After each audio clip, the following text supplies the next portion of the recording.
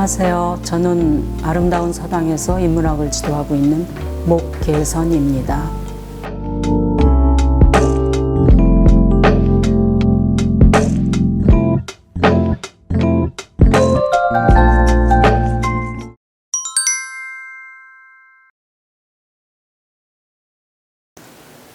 저는 오늘 패스트에 대해서 말씀드리려고 합니다. 요즘 팬데믹 시대에 가장 먼저 머리에 떠오르는 책이 패스트였습니다.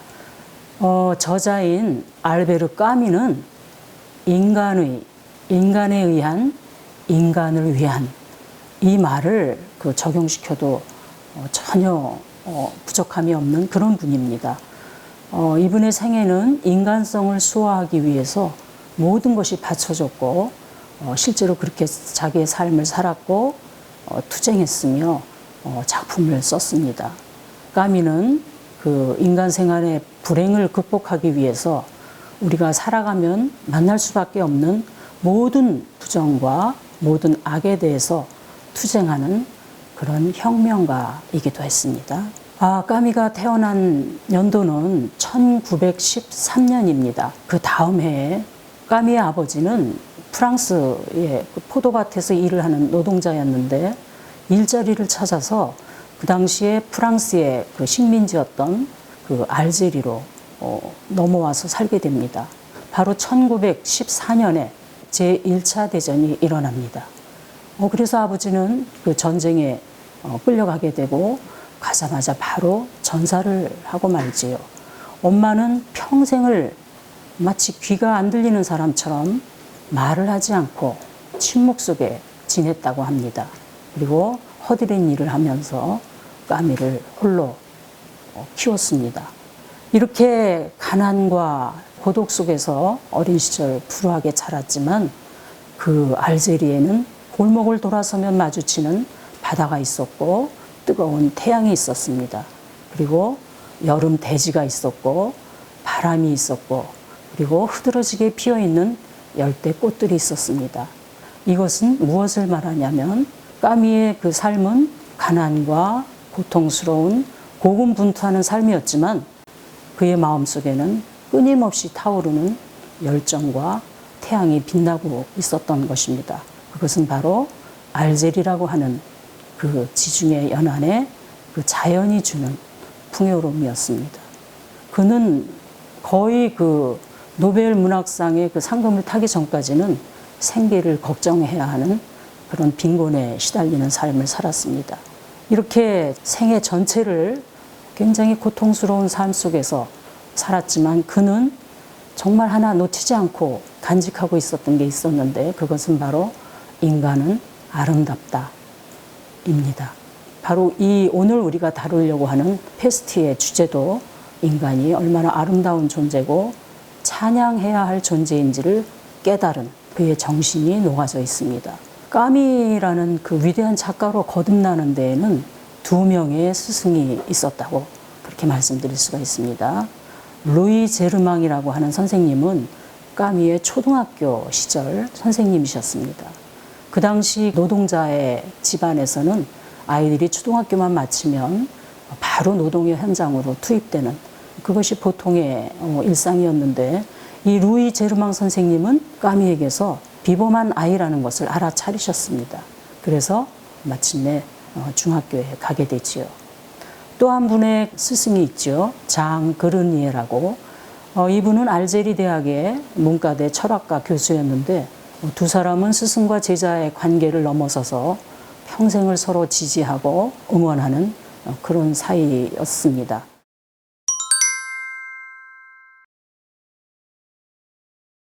자, 이제 우리 패스트라는 작품을 이제 들어가 보기로 하겠습니다. 실제로 까미는 패스트를 겪어보지 않은 상태에서 작품을 썼어요. 이 소설은 신문 기자를 지냈던 까미의 경험에서 나오는 뽀 형식의 소설이라고 할 수 있습니다. 소설 패스트를 한마디로 말하면 인간이 처해 있는 끝없는 고난과 부조리라는 인간의 조건에 관한 글이지만 동시에 그럼에도 불구하고 거기에 내포된 인간의 무한한 가능성을 암시하는 작품이라고 할 수 있습니다. 제일 처음에 첫 페이지에 나오는 문장을 제가 잠깐 읽어보겠습니다. 오랑이라고 하는 도시에서 이 사건이 일어나는데, 오랑은 하나의 평범한 도시로서 알제리 해안에 면한 프랑스의 한 도청 소재지에 불과하다. 이렇게 시작을 합니다. 이 평범한 하나의 도시라는 말은 이 세상 사람이 일상을 살고 있는 곳이라면 어떤 도시든지 해당된다는 말입니다.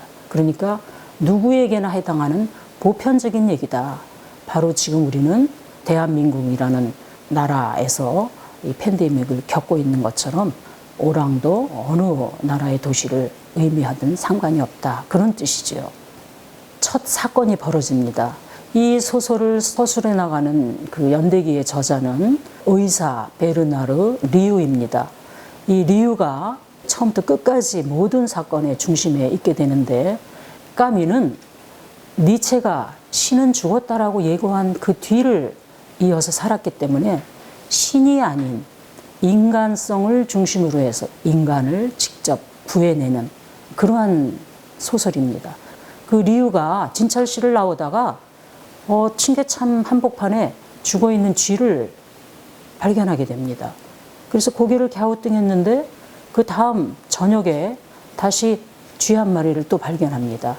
이때 이 쥐는 그냥 쓰러져 있는 쥐가 아니라 입을 벌리고 피를 토하면서 비명을 지르면서 죽어가는 그런 쥐였습니다. 리유는 의사였기 때문에 뭔가 깨름칙해 하는 그런 마음이 되죠. 그리고 그 다음 날서부터 길거리에는 수많은 쥐들이 죽은 모습이 보이기 시작했고, 또 사람들은 여러 가지 종양을 발견하고 고통을 호소하는 그런 사람들이 점점 늘어나기 시작합니다. 그 다음에 제가 리유가 한 그 문장을 읽어드리겠습니다. 저 매일매일의 노동, 바로 거기에 확신이 담겨 있었다. 중요한 것은 저마다 자기가 맡은 직책을 충실히 수행해 나가는 일이었다. 이 표현이 이 소설에 굉장히 여러 번 나옵니다. 그러니까 우리가 살고 있는 팬데믹 상황에서 우리는 각자의 자리에서 자기가 맡은 일을 수행해 나가는 것, 이것이 이 상황을 지켜나가고 이겨나가는 일이다. 그런 얘기가 되겠지요. 의사들 사이에 패스트라는 단어가 이제 서로 주고받게 됩니다. 아직 다른 사람들은 재앙을 부인하면서 패스트라는 말을 입에 올리지는 않고 있습니다. 그 다음에 또 그랑이라는 인물이 등장하는데, 이 사람은 시청의 하급 서기입니다. 날마다 하찮게 보이는 단순한 그런 작업을 하지만 굉장히 성실하게 그 일을 수행합니다. 아까 말한 자기가 있는 자리의 직책을 성실히 해나가는 모습을 보여주기 위해서 이 그랑이라는 인물을 까미가 만들었다고 볼 수 있습니다. 계속해서 패스트가 극심해지고 많은 사람들이 죽어가고, 오랑이라는 도시는 외부와 완전히 단절된 채 그 마치 감옥처럼 사람들은 그렇게 살게 되고 공포를 느끼고 패스트의 소용돌이 안으로 휩싸여 들어갑니다. 이럴 때 가장 그 분주하게 일을 하고 이리저리 뛰는 그 리유를 보다 못해서 타루라는 인물이 리유를 찾아가서 요청을 합니다. 우리가 당신을 돕기 위해서 자원보건대를 조직하겠습니다. 이 자원보건대가 의미하는 것은 이러한 사항을 헤쳐나가기 위해서는 연대해야 된다라는 그런 이야기를 하고 있는 겁니다. 그래서 자원보건대가 형성이 되는 거죠. 아주 작고 사소해 보이기도 하지만 그랑은 많은 사람들이 죽어나갈 때 그 모든 통계 자료를 완성하고 그것을 날마다 기록해 나가는 그런 일을 합니다. 그렇게 해서 타루, 리유, 그랑 이런 사람들이 자원보건대에 합류하면서 일을 하게 되죠. 랑베르라고 하는 인물이 나오는데, 이 사람은 외부 사람입니다. 이 오랑 도시를 취재하기 위해서 잠깐 들렀다가 발이 묶인 사람이죠. 어떻게든 탈출을 해보려고 애를 쓰지만 결국 이 사람도 자원보건대에 합류해서 같이 일을 하게 됩니다. 또 한 가지 리유가 그 하는 말을 한번 읽어보겠습니다. 인간은 하나의 관념이 아닙니다. 이 모든 일은 영웅주의와는 관계가 없습니다. 그것은 단지 성실성의 문제입니다. 아마 비웃음을 자아낼 만한 생각일지도 모르지만 페스트와 싸우는 유일한 방법은 성실성입니다. 성실성이 뭐지요? 라고 누가 묻자 그것은 자기가 맡은 직분을 완수하는 것이라고 알고 있습니다. 바로 까미는 성실하게 자기의 일을 해나가는 것, 그것이 이 재앙을 극복하는 길이다.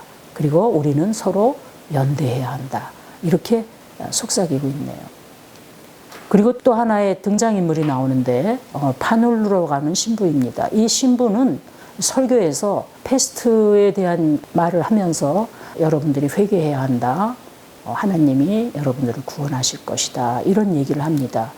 이 신부의 그 의견은 당시 그 기독교인들을 대변한다고 볼 수 있는데 리우는 그 신부의 의견에 자기하고는 거리가 있는 생각이라고 냉정하게 말을 하지요.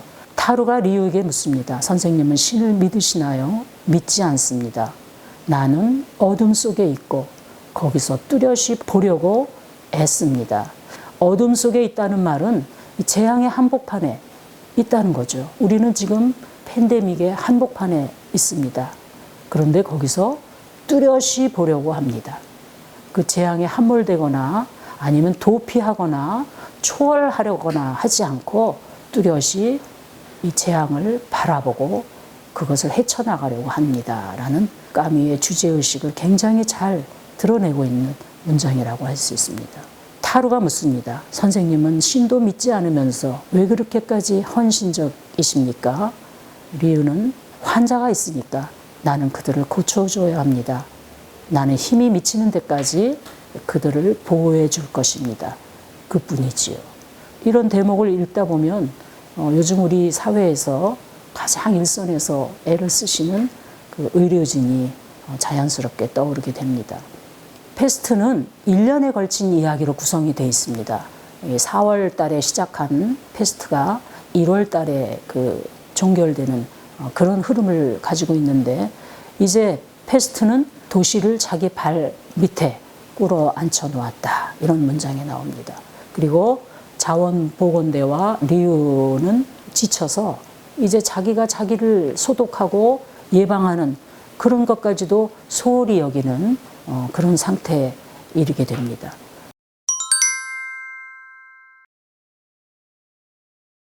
사부에 가면은 굉장히 그 절정에 달하는 장면이 나옵니다. 오통이라는 그 인물의 아들, 이 아들은 굉장히 어린 소년입니다. 그래서 이 소년이 그 페스트에 걸려서 고통스럽게 죽어가는 모습을 아주 굉장히 상세하고 생생하게 묘사해 온 장면이 그 여러 페이지에 걸쳐서 나오는데 이 장면이 의미하는 바는 뭐냐면 신부가 죄를 회개하라고 한 설교에 대한 반박이라고 볼 수 있습니다. 왜냐하면 어린아이는 죄를 지을 틈도 없지요, 살아가면서. 그런데 이 죄 없는 어린애가 왜 죽어야 합니까? 이런 그 신학적 논쟁을 불어일으킬 만한 그런 것을 제기하기 위해서 까미가 이 장면을 설정했다고 볼 수 있습니다. 아이는 죽어가고 파놀루 곁을 지나던 리우는 이렇게 말을 내뱉습니다.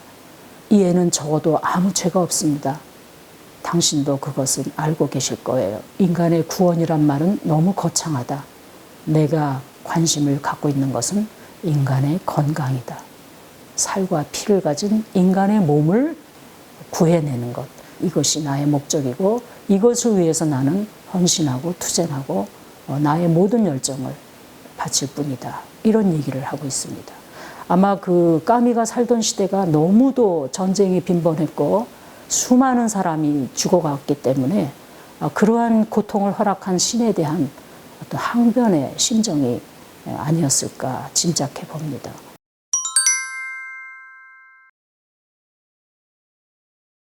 자, 이제 겨울로 접어들면서 이제 페스트는 점점 잦아들고 어느 날 갑자기 호련히 자취를 감추게 됩니다. 그리고 마지막 부분에서 뭐가 나타나냐면 고양이 한 마리가 나타납니다.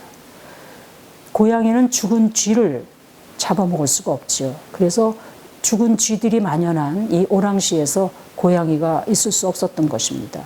그런데 이제 쥐들이 자취를 감추니까 고양이가 나타나는 겁니다.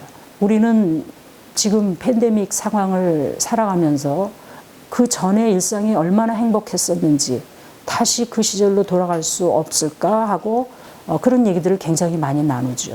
그때는 마치 우리는 죽지 않을 것처럼 그렇게 무심하게 습관처럼 하루하루를 살았던 것입니다. 까미는 죽음은 언제든지 우리 앞에 있다.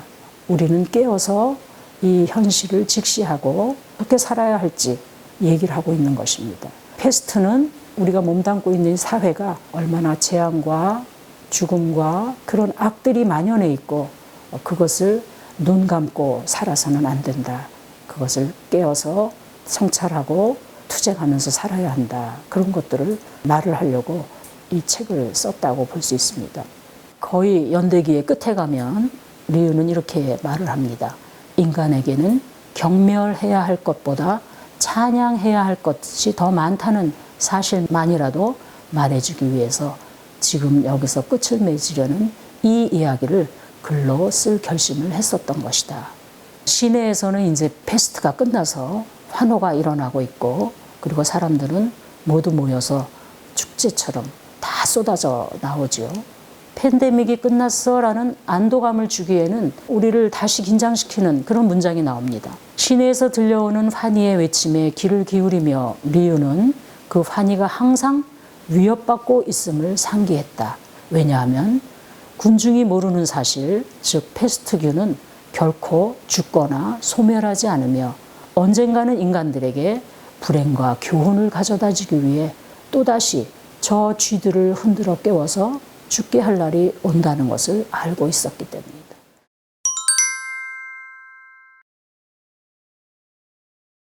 이 세상을 살면 선하게 좋은 일을 했는데 결과가 나쁘거나 악한 사람들이 좋지 않은 결말을 맺는 게 아니라 좋은 결말을 맺을 때 우리는 이 세계가 불합리하다, 부조리하다 이런 감정을 갖게 됩니다. 까미가 지금 세상을 파악하고 그리고 그가 투쟁하려고 했던 패스트는 바로 부조리한 세상을 나타내려고 했던 것입니다. 아무리 이해해도 알 수 없는 우리 앞에 놓여진 고통스러운 현실, 악으로 가득 찬 세상, 끝없이 밀려오는 재앙 이런 것들이 바로 이 세상은 부조리하다라고 말할 수 있다는 것이죠. 그리고 이 부조리한 세상을 그러면 어떻게 살 것인가 그 얘기를 하고 있다고 볼 수 있습니다. 부조리함으로 가득하지만 살아가는 그 자체가 얼마나 소중한지를 일깨우고자 작가는 애를 쓰고 있습니다. 20세기 부조리 문학의 대가라고 알려진 까미는 한평생 인간은 이 부조리한 삶을 어떻게 살아가야 하는지를 고민했고 그 고민의 흔적을 담아서 이방인, 패스트, 시지푸스 신화 등의 작품을 남겼습니다. 어느 날 갑자기 나는 왜 살지? 이런 의문이 들 때 사람들은 세 가지 반응을 취한다고 하죠. 첫째, 삶의 회의를 느끼고 자살하는 것. 두 번째, 일상으로 파묻혀서 습관적으로 살아가는 것. 세 번째, 운명에 도전하며 삶의 의미를 찾아내는 반항적 반응을 보이는 것. 반항이라는 것은 그 부조리한 세상에 맞서는 인간성을 지키기 위한 태도라고 볼 수 있습니다. 행동하는 것이고 실천하는 것이죠. 까미는 인류 공동의 적인 악과 투쟁한 인간상을 제시하고 싶어 했고 그것이 리우와 그랑과 랑베르와 타루라는 그런 인물들로 나타난 것이죠. 다시 그 페스트의 본문으로 돌아와서 까미는 말합니다. 헛된 희망을 품거나 슬퍼하지 말고 초월한 것에 의지하지 말고 자신의 삶과 운명을 철저하게 인정하고 죽음과 부조리에 맞서는 그런 인간이 되자라고 우리에게 말하고 있습니다. 부조리는 극복되는 것이 아닙니다. 부조리를 인정하고 그리고 그것을 위해서 투쟁하는 것입니다. 메멘토 모리라는 말이 있죠. 메멘토 모리는 언제나 죽음을 의식한다는 말입니다. 죽음을 의식하고 이 세상에 악이 가득 차 있고 세상은 부조리하다는 것을 의식하는 것. 이것이 중요하다는 것입니다. 왜 그것이 중요할까요? 그것은 동전의 양면과 같습니다. 아무리 열심히 살아도 언젠가는 죽는다는 그러한 것을 인식하면 삶이 소중해진다는 것이죠. 그래서 어떻게 사느냐 하는 것이 나온다는 겁니다. 카르페 디엠이라는 단어가 여기에 적합하겠죠. 삶을 누린다, 향유한다. 까미는 향유라는 말을 반항이라는 말로 말을 했던 것입니다. 메멘토 모리와 카르페 디엠이라는 두 날개, 동전의 양면을 우리는 동시에 인정하고 껴안으면서 지금 우리가 맞이하고 있는 팬데믹 상황을 이겨내야 한다고 저는 이 책을 마무리하면서 말씀드리고 싶습니다. 저의 이야기를 들어주셔서 감사합니다.